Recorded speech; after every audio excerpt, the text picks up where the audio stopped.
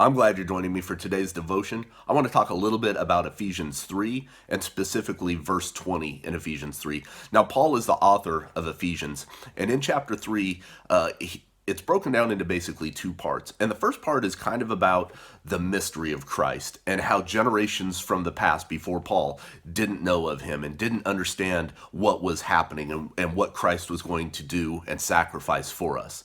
The second part of Ephesians chapter 3 is a prayer to the people of Ephesus about how Paul really hopes and prays that they will have that indwelling in their heart, that they'll come to know Christ in a way that's greater than what they do now. Not only Jews, but Gentiles as well. He's there for all of us. But chapter 3, verse 20 says, "Now to him who is able to do immeasurably more than all we ask or imagine, according to his power that is at work within us." And to me, what Paul is saying there is that that God can do not only what we think that we can accomplish, but he can do even more than what we could imagine. And I just think about in my past about how many times I've prayed and my prayers have been limited by my own thoughts, by what I thought I was capable of.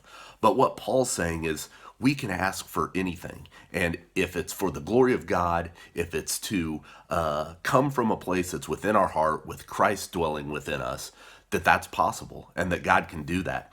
And it made me think about, earlier on in my walk with Christ, how, man, if I really knew that and believed it and had faith in my heart, how much better life would have been, how much easier life would have been in some ways. But it did take me that long to go there. And it makes me think about how many of us know people who are early in their walk with Christ or haven't even walked with Christ at all. So I just want to encourage you this week to reach out to someone. It could be a family member, it could be a friend, it could be just an acquaintance that you know that is struggling, that just needs to hear that message that God is there for us. He loves us and he can do so much more than what we can even imagine. I mean, sometimes we get to a place where we feel like I've done so much sin or I've been such a bad person for such a long time that there's no coming back. As Christians, we know that that's not the case. We know that Christ is there for us, that he sacrificed so we wouldn't have to go through those things.